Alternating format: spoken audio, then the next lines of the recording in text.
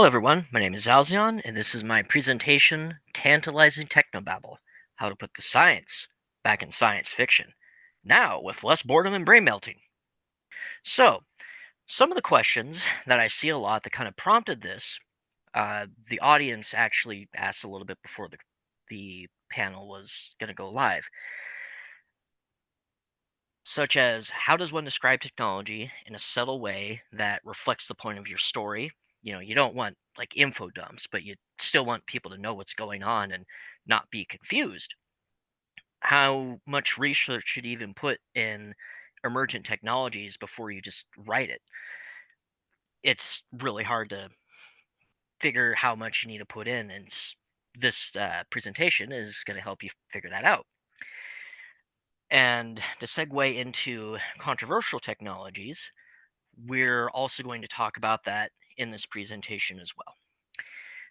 And finally, what are some of the best sources for cutting edge research so you can make technology in your setting as fun as humanly possible? Which brings us to the agenda for today. What is tantalizing technobabble? Why should you upgrade? How can you upgrade? What are some tips for researching? And how do you apply all this information to boost the creativity and uniqueness of your worlds and your stories? So, what is tantalizing technobabble? It's Technobabble is a very important part of science fiction, and it's mostly used to describe how your character is tech savvy and the different aspects of your world as they pop up. In this upgraded version, you're going to be using real technical information from actual science. It's going to serve the same purpose as normal technobabble, and it's going to delve further into the complexities of real life, so such as the logistics of different types of devices, or if, for instance, you have a robot rebellion, how does Skynet actually build all those robots? Which also lets you use real life to do a lot of the world building work for you. And it also gives a base for readers to dive into something well after they've stopped reading, because you had this in a lot of older sci-fi too, where they reference real world stuff and then people researched it and end up going further into a scientific career or even just their own hobbies, and it inspires them both creatively and scientifically as well. So why should you upgrade to this new system? Real world technical information allows you to solve and or cause problems in a way that suspends disbelief by itself.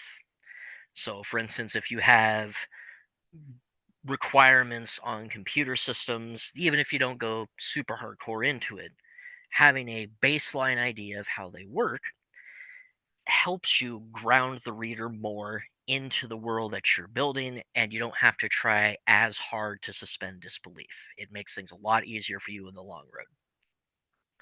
It also takes the more fantastical parts of your story and makes them way more impactful, because if everything's been fairly rooted in reality up to this point, something as crazy as like a hand wavium material that does something that defies physics, well, a reader has been surrounded by things that do follow physics, and now all of a sudden this new material can be treated with the real fanfare it should be, just because they have a baseline of real life materials to go off of built within the story, and now they understand how big of a deal that thing is.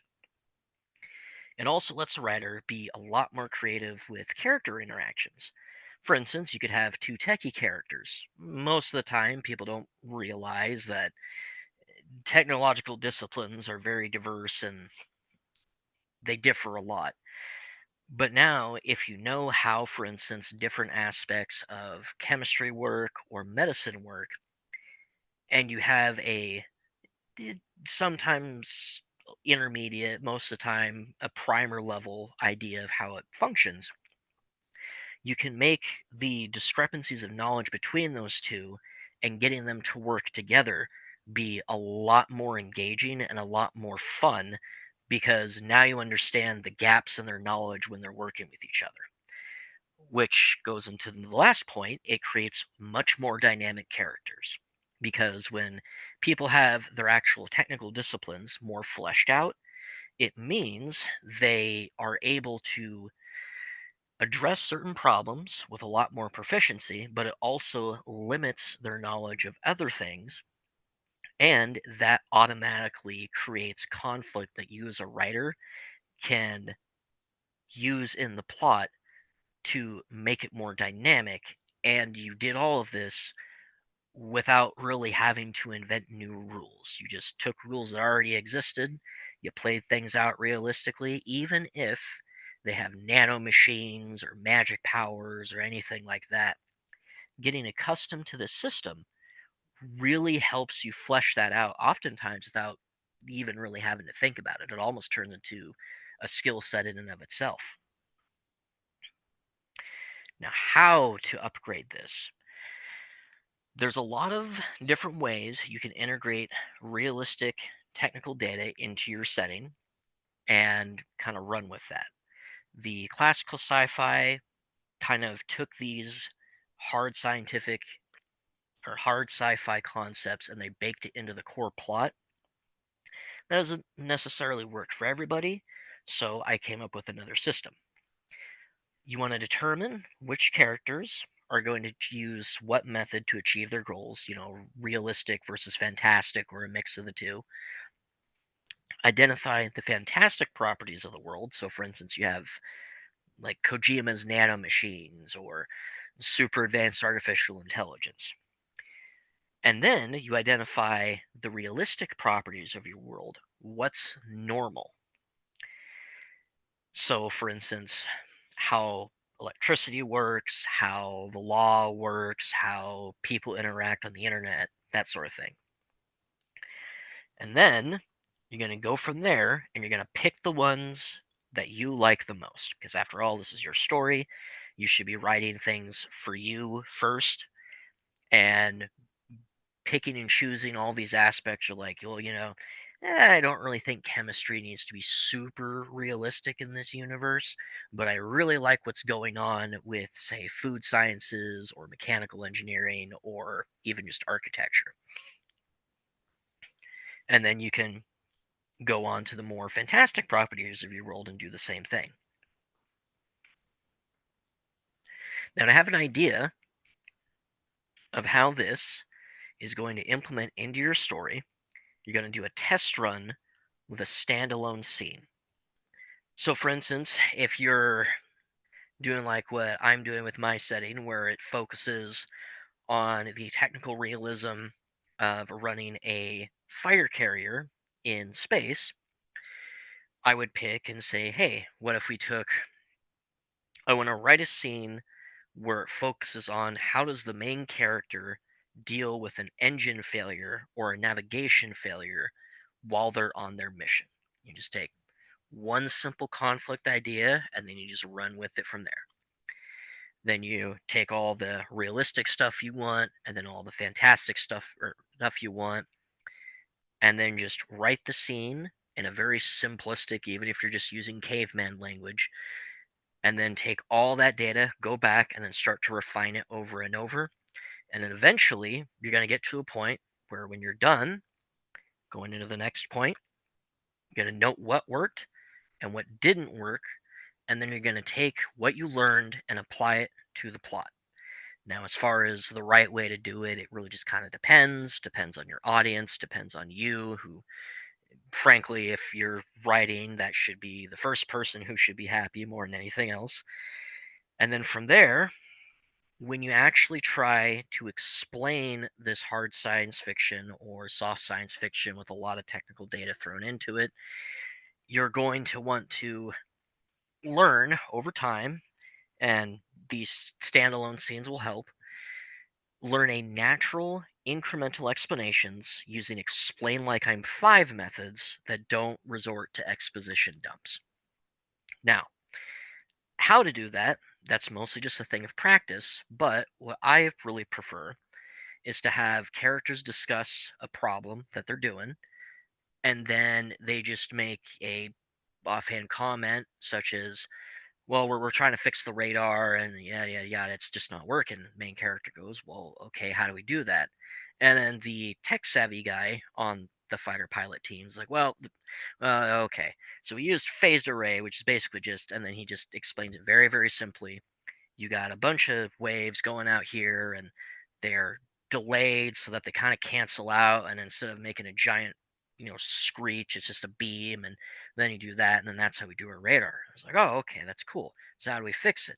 Well, there's just some component busted. We're just going to take a multimeter and just test which thing's messed up and which thing isn't, and then you can build an entire scene off of that, just taking a really simplistic explanation of something that, as a electronics engineer, I can tell you is really, really, really complicated, and is something that usually takes a team of 6 people to figure out. And you can explain it to a reader in about a paragraph and a half without melting their brain and without going too far into the weeds into it. But when a reader reads it, they still feel as though they got a actual realistic explanation of what's going on. And you can really help that can really help sell your world and the competency and expertise of your characters, and make when they don't know what to do or when they just pull victory out of the jaws of defeat, it is so much more compelling. So, how you do this and how you set it all up is going to require a lot of research. And these are some of the ways to set yourself up for success when you research. You're going to know the difference between academic, technical, and casual sources. So, for instance, an academic source, you would go on, say, Google Scholar, and you look up actual published scientific papers that tell you everything that's going on, and they really get into the weeds about it. It's got peer review, very highly respected, tons of great information. It is the peak of what we know about that subject currently. It is referenced from and everything from other scientific reports to law. Then you have technical sources. These would be like technical manuals. For instance, the U.S. military has technical and field manuals on every single job. A cookbook would be a technical source. It was written by someone who knows what they're doing and tells you this is how you do it. Or, for instance, the repair manual on a car, or the various types of crafting books associated with, say, pottery or carpentry or being an electrician or that type of thing. Then you have casual sources, which are, you have like a YouTube video of someone who's maybe not a professional, but you see the results at the end of the video, and well, clearly it mostly worked, so they're not completely ignorant. Those usually don't have sources, or they have fairly basic sources, but they're not something you would use to, say, review academic sort of accomplishments like experimental runs for like a drug or something, but they're still useful. So, with that, I know it sounds kind of complicated, but once you've figured out how to differentiate between those sources, you can then reference those sources to determine how important realism is going to be for your scene. This is not going to be a constant, this is going to fluctuate all the time, and it really just depends on how much technical stuff you want in your scene. Sometimes it makes sense to have really technical stuff, like a mechanic on a ship when he's fixing an engine. But then you have another scene where that mechanic has no idea how medicine works, and you can kind of use a lack of realism in that sense to sort of implicitly highlight, yeah, this mechanic doesn't actually know how epidemiology works and antibiotic treatments. So use your judgment for that. Then you're going to want to, when you take these research topics, you're going to want to set them into groups in a database. I personally like to just have a set of folders in my computer, and then I'll separate it by different category. So, say cooking, camping, um, different technologies that have to do with, say, space flight. And then you separate it down and say, like, engines, reactors, computer flight control systems, artificial gravity methods, different gravities of planets. It can get really, really specific and really into the weeds. But if you keep it separated, say if you use a folder system or if you use Obsidian, which is a great tool, it has like little web points on it. You can tie things together. So if you get really, really complicated worlds, those can really help. And on top of that, once you've gotten those groups, you're going to want to take notes and relate them to how that technical data applies to a specific world you're working on so that you know this is why I put this in here, this is what it relates to, and then based on how much notes you put on there will tell you how important it's going to be in terms of realism with your setting. So going back to tip number 2 of this isn't going to be constant, and you're going to have to determine how important realism is going to be in that sense. Multiple sources on a topic is best, but for the more simpler stuff, say for instance you're not wanting a ton of technical data in that scene, it's not super necessary. You can have like one or two and it'll be fine. You don't need to know all of the chemicals involved in preserving ravioli on a shelf in a post-apocalyptic scenario. You just need to know it only lasts about 20 years at the absolute most. That'll be fine. So to get a lot of these bits of technical data, technical manuals, in my experience, have been the most reliable in terms of being able to find information and being available to us. Google Scholar is much more powerful, but depending on the paper and who owns it and who publishes it, it might not be free, but usually it is free. And if you find the author and you email them, you can, a lot of times, you can get it to you for free because they technically have rights to it, and if they want to give it to you for free, that they can.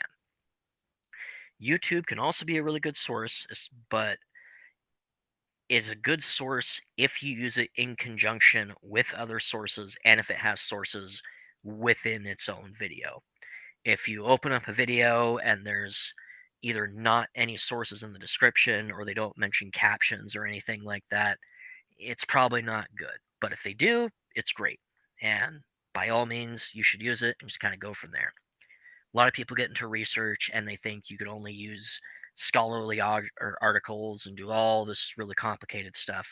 It really just depends on how in the weeds you want to get in your story on that particular subject. Which leads us into how do you apply this to creativity to make your story fun and engaging?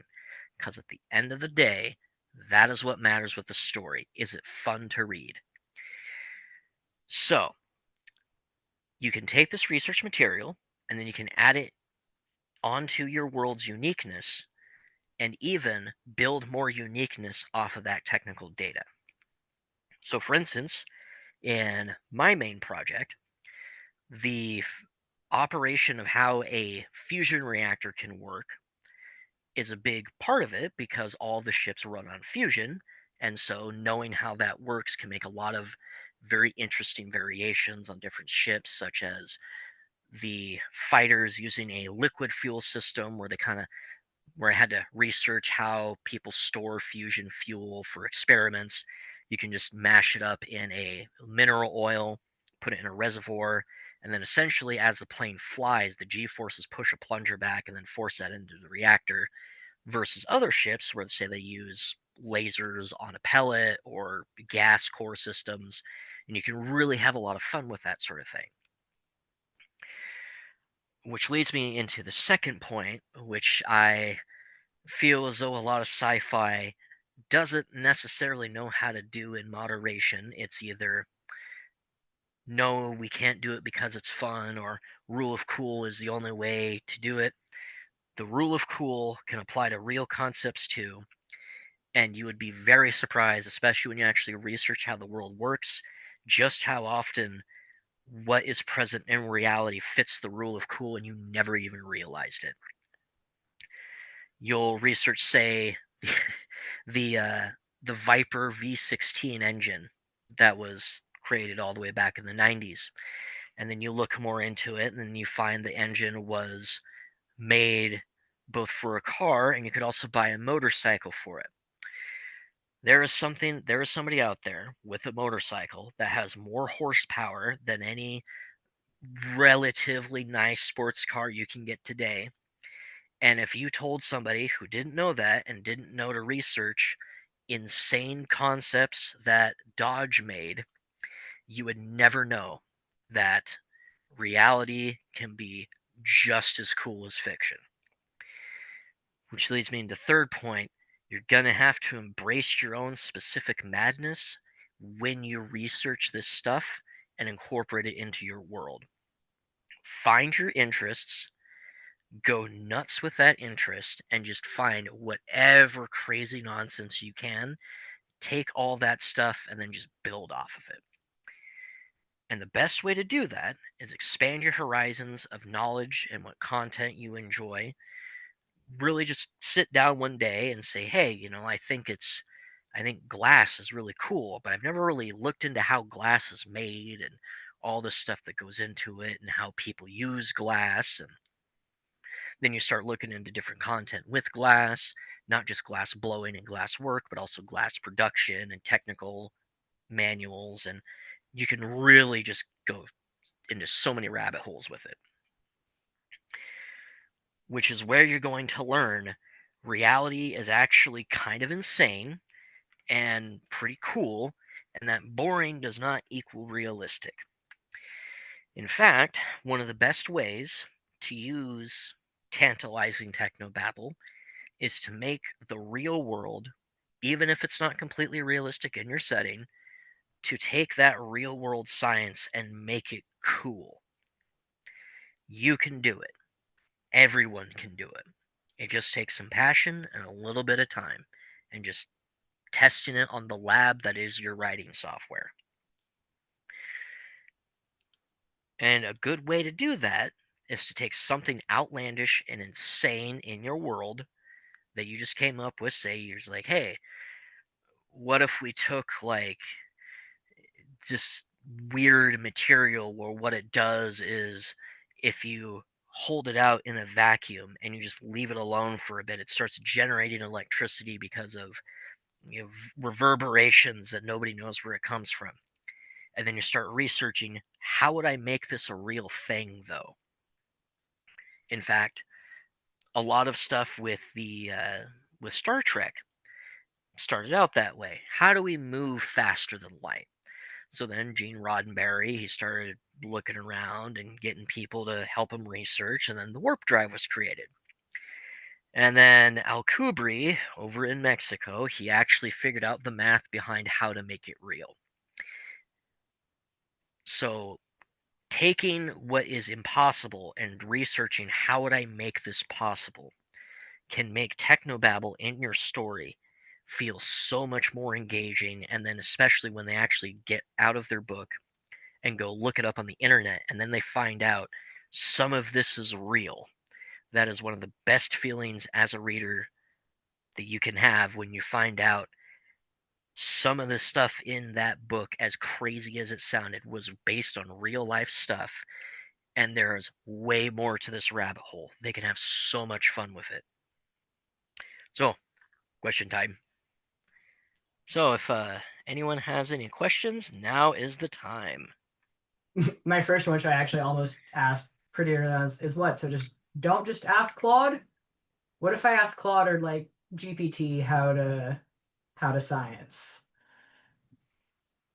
So, This question here, is crap. so, so no, that's actually a very good question. Because the problem with ChatGPT is, much like certain countries in the world, they are very competent until they're suddenly not, and ChatGPT is no exception. With ChatGPT, it can do a lot of things very, very well, but because it doesn't actually like think, it does pretend think. Unfortunately, it relies too much on like what you trained and programmed it. So you can ask ChatGPT a general question, but you also need to be prepared. And both Tex Talks Battletech, who is he used to be a historian and used to be an advisor for an intelligence company called Jane's, which has been highly respected by militaries across the world, and they even advise them on weapons procurement. And Overly Sarcastic Productions both said the same thing. You're going to want to go to Wikipedia at some point after you've asked ChatGPT your question, and if it sounds like nonsense, you just go, well, I'll just do it the old fashioned way. If it does it right, then you go, oh, okay, and then you can do a Wikipedia search based off of that. What those two YouTubers taught me, and I also learned this when I was working in military intelligence, Wikipedia is a good primer. It'll introduce you to the concept, and then this is where something like Wikipedia excels at, and ChatGPT might be good at if you ask it the right questions, is it'll mainly be there to direct you to better sources to give you a more complete understanding of how it works. Wait, real question now. All right. How would you say point of view informs the depth of technical accuracy that is like necessary or even advisable? Oh boy. Okay. So I'm going to take a entire college degree that can answer that question, and I'm going to compress it in as little time as I can. So I'll give you a example that's less technology related, but is still very important. Um, Text Talks Battletech and Text Talks History did a very similar thing, talking about something called historiography, which is the historical version of what you were talking about, how different people from different viewpoints record history. And this is when we get into technology, because if you get into my field, electronics engineering, you're going to have the same problems with historiography where this event totally happened. No, this event totally happened. Picker. You get into technology and it gets infinitely worse. For instance, you'll have analog systems, which are most people don't understand that like an analog system is a continuous signal, whereas digital is individual numbers. So say like 101010, or say you're counting 1 2 3 4 5. When you get into those systems, different people have different ideas of what technological solution is best. And a lot of the times it has more to say about who they are as a technical professional than whether or not it's the right answer. Now, when you actually write that in your stories, you can have tons of fun with that, especially when you really do an unbiased deep dive into that subject. And then what you can do is you can take those two different perspectives.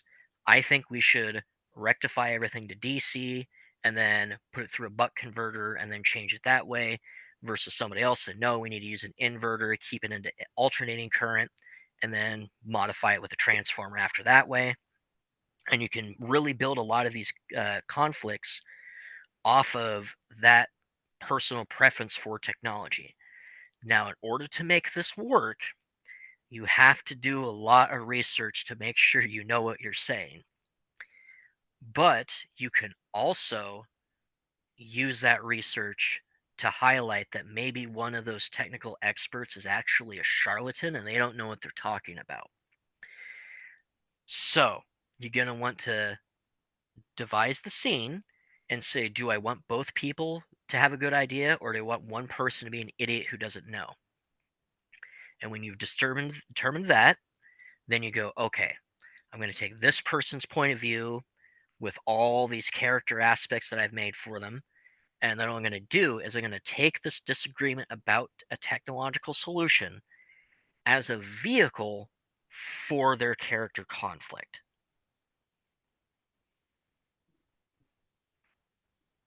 I simplified that as much as I can because the question you asked is something that is a complicated question that most people don't know how to answer when they get into a doctorate. What are some things that you've seen or watched or read that you think do this really well, and what are some things that have done it really, really poorly, but like to the point that it's funny? Oh boy. Or like, Okay. almost better that it's done poorly. Oh, so you're talking about like the room of technical explanation. All right, gotcha. Yeah, yeah. All right. So, a lot of, as an electronics engineer and as a military intelligence professional, there's a lot of things that have to do with the signals intelligence in, say, Star Wars, or a lot of cyberpunk that is just not correct. One example is talking about jamming a signal by just quote unquote making a bunch of noise, when that's not how signals work, because you have something called a filter, where you take an amplifier and then you do a bunch of stuff with resistors and capacitors. If I explain it, like, we will literally be here all day. I took an entire quarter just on this course. But you can actually filter that stuff really, really easily. How jamming actually works is you do the same frequency and you just put it sufficiently out of phase that when you turn the amplitude up, the system can't actually tell. But there's been a few instances where people describe stuff that has to do with power systems. So, for instance, an overload doesn't make something blow up. An overload means the load on an electrical system is higher than the amount of power that can be put out by that system. So, an overload is when you have something needing 1,000 watts and you only gave it a 9-watt battery. That's an overload. An overcurrent is when you have too many electrons going down the wire, and then voltage is the charge potential difference between 2 points. So when people explain saying there was an overcurrent on the overload, to me that's just really funny, because those two are like the exact polar opposite of what it should be. Then you get into stuff with I think it was a cracked.com skit where they're talking about how by going faster than light with a faster than light drive, you experience time dilation, even though time dilation is a result of you not actually going faster than the speed of light. It's a result of resistance from space time impeding the movement of atoms across space, so that time just moves slower because they just can't move as quickly through space time.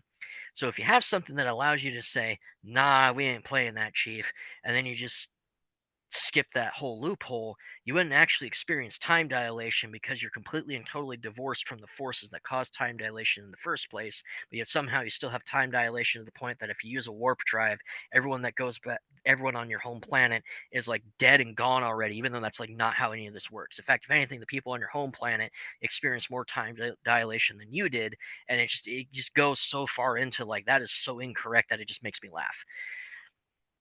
Now, a really good example of tantalizing technobabble and done correctly, the Expanse series.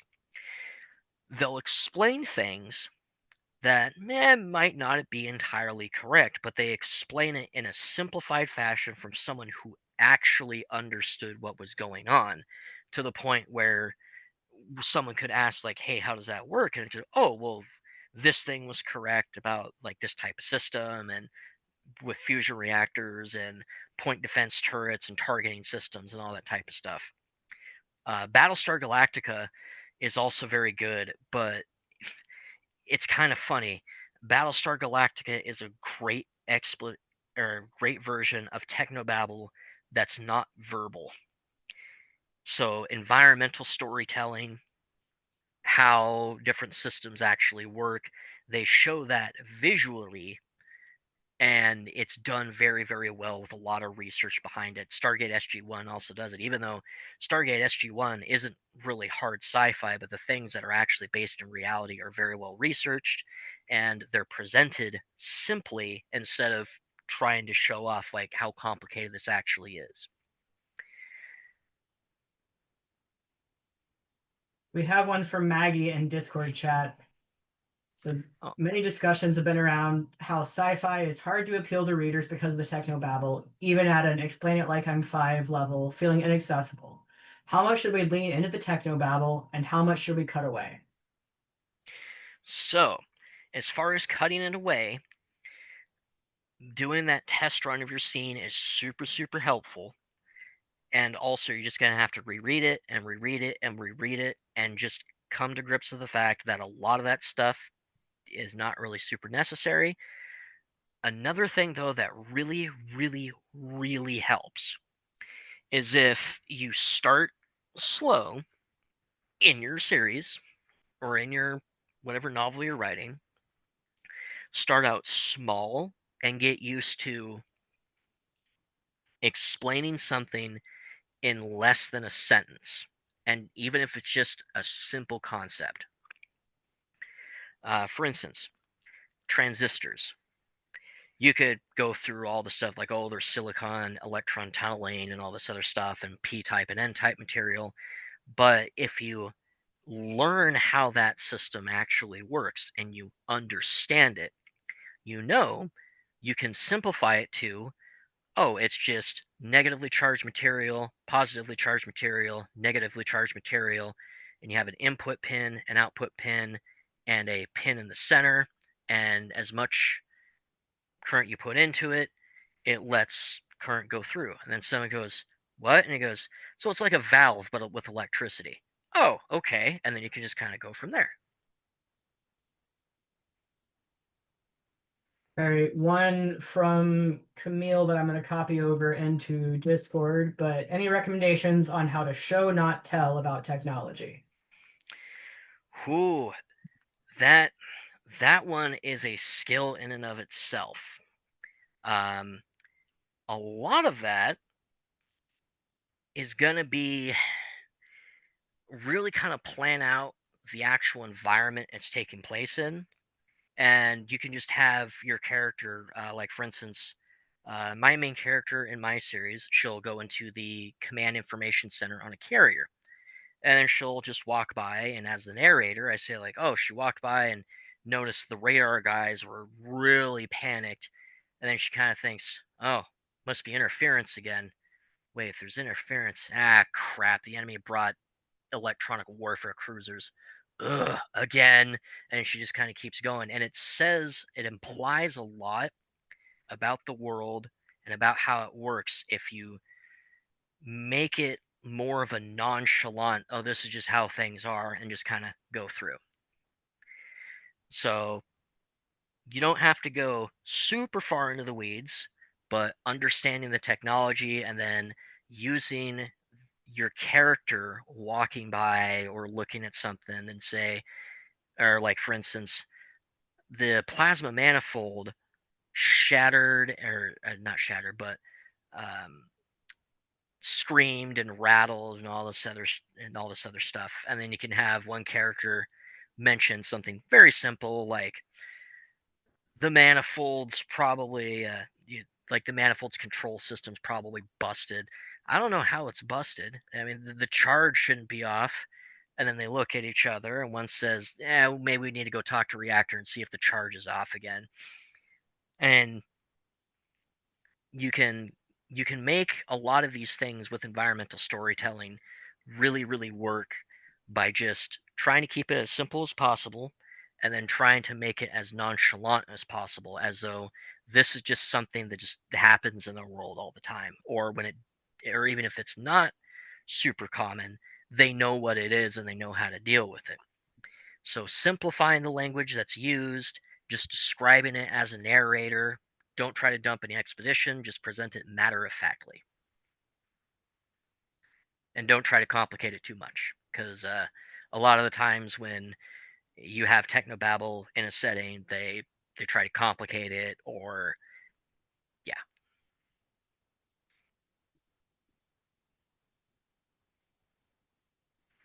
And I think there was another question. Da-da-da-da. Uh, Milo had mentioned answers to the ones that came through Discord earlier.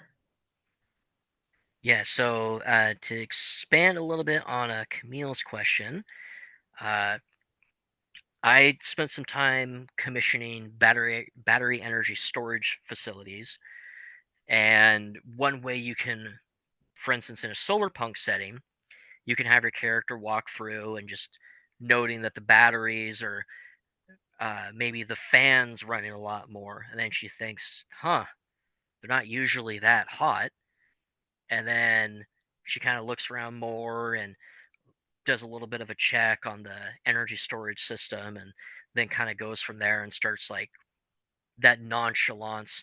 Why are they doing this? Oh, that's driving me nuts. And then someone says, don't worry about it. It'll drive you insane. It's not that big of a deal.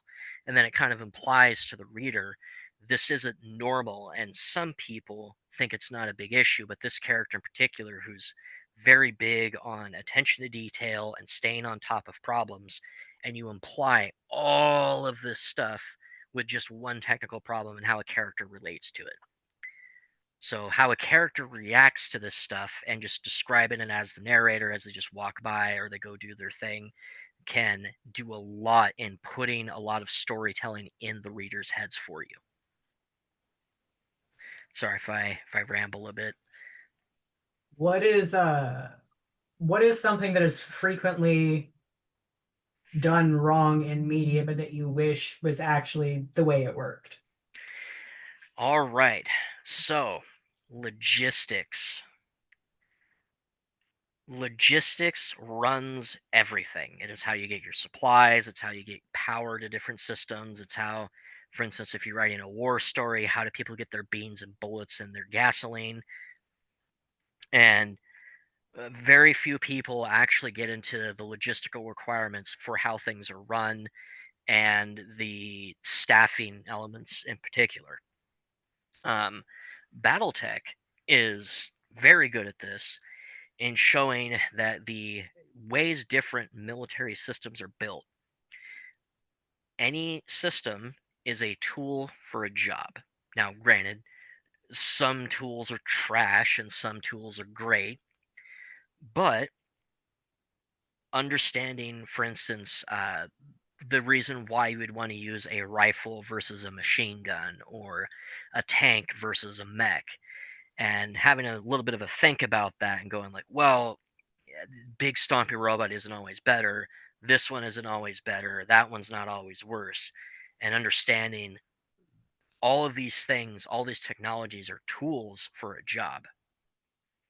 And then all those tools, they require maintenance. You have to produce them. You need somebody who knows how to use them. And a lot of the times in sci-fi, it seems like they just have technologies that are on a power level, and then somebody has the Iwinamatron gun that's just super, super good for whatever reason, and there's not actually a reason why it's super, super good.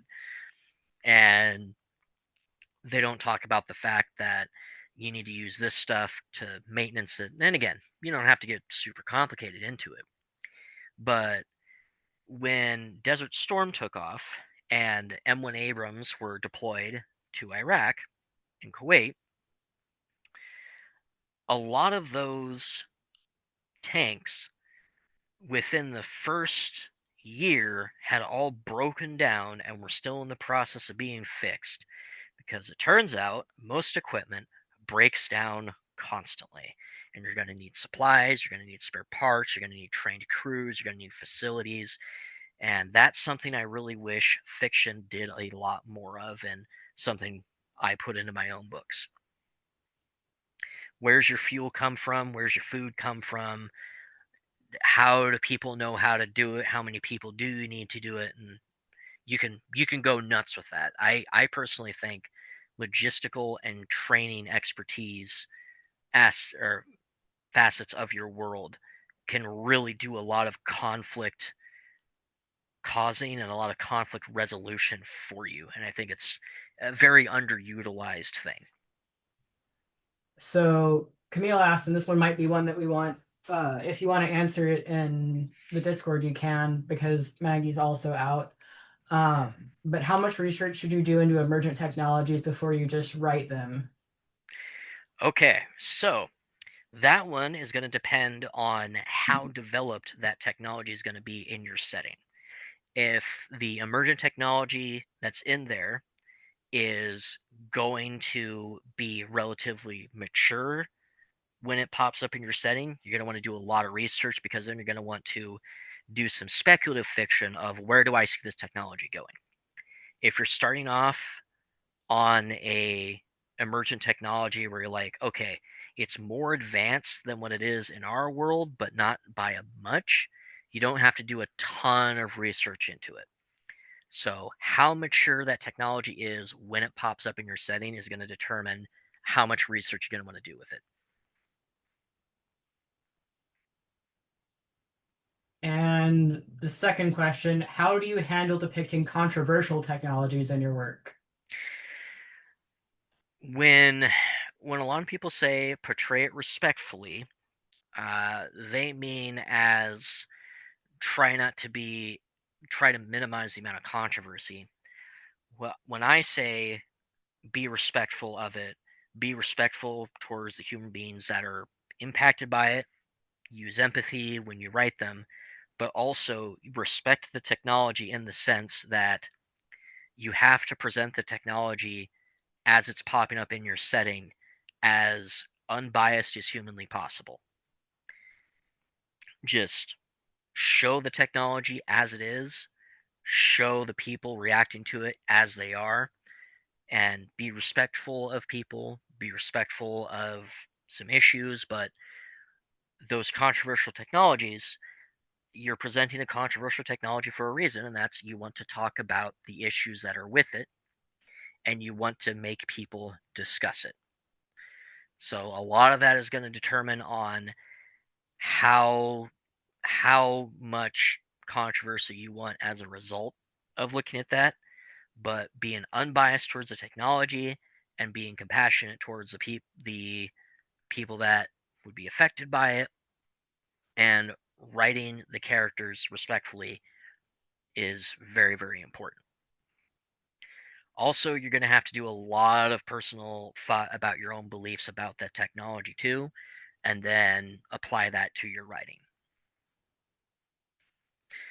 Did I ever deal with AI in my work? I currently deal with AI a lot, and it's mostly because a lot of people think AI can do stuff that it can't, and they try to tell Chat GPT to design a power system for them, and Chat GPT doesn't know how, because designing a power system isn't as simple as making a mathematical formula. There's a lot of another thing that a lot of fictions don't do is you can't just design your parts or your systems off of custom components that do, say for instance, you only need 278 ohms on a resistor for something. They don't make resistors like that. So you either have to improvise or you have to redesign your design around the parts that are made. And a lot of times AI doesn't know that, and people will try to take what the AI told them and implement it. And it turns out that doesn't work, because the part that they made, one, it doesn't exist. And even if it did exist, wouldn't dissipate heat properly, because it's being designed in an environment where temperature doesn't exist, rather than, oh yeah, by the way, this thing has to operate in like the desert of Saudi Arabia because that's how people are going to get their energy. And people will use AI and then try to design it, and then it doesn't work, and then they get mad, and then they have to call me up and say like, hey, how do I design this? Like, well, if you just started this way. And you can also implement stuff like that into your story. um, Knowing how these technologies work, and say you have a character who's trying to use AI to do something they really shouldn't. You have people who are arrogant and ignorant, and it causes all these problems, and you can do a lot of that stuff too. Thank you so, so much for being here and for answering so many questions and your presentation. And we look forward to seeing what else you'll come up with in chat. Right on. Another great thing to do when you're doing Technobabble is, just because people don't know doesn't mean they're dumb. And I've noticed a lot of people who are technically savvy will explain it to people who don't know like they're dumb, and that's another thing that puts people off from the Technobabble.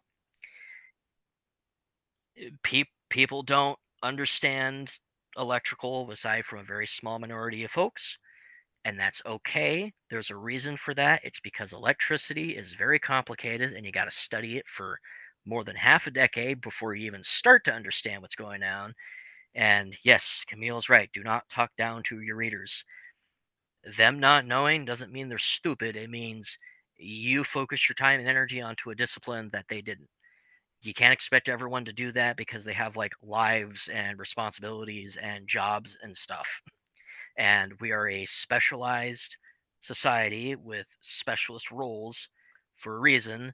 And that reason is all of that stuff is really frigging complicated. you When you get a general in the military, he basically has a PhD in conflict in one job. An artillery general and an infantry general basically have PhDs in infantrymen go shooty bang bang versus big giant tube lob 3-ton object 12 miles over the horizon. You would be the most knowledgeable people are some of the most humble because they know that no matter how much they don't know shit. The people who think they know don't know anything and they are the most arrogant. The Dunning-Kruger effect is so real. And the more you learn and the more you understand, the more times you will go through that cycle. It's like a peak and valley. You get to like where I was, where I left college thinking I knew everything, and within about 2 minutes I realized, no, wait, I actually didn't, because my senior project kept beating me in the face every 12 minutes because, nope, that resistor's incorrect, get blasted. And you will constantly go through this as you research more and more throughout your material, and then using your misconceptions that you had about technology and then how you learn differently, you can also apply that to your writing as well. Very very useful. Phenomenal place to end everything on. Thank you all so much for being here. And if we don't have anything else, we'll see you all in chat. Right on.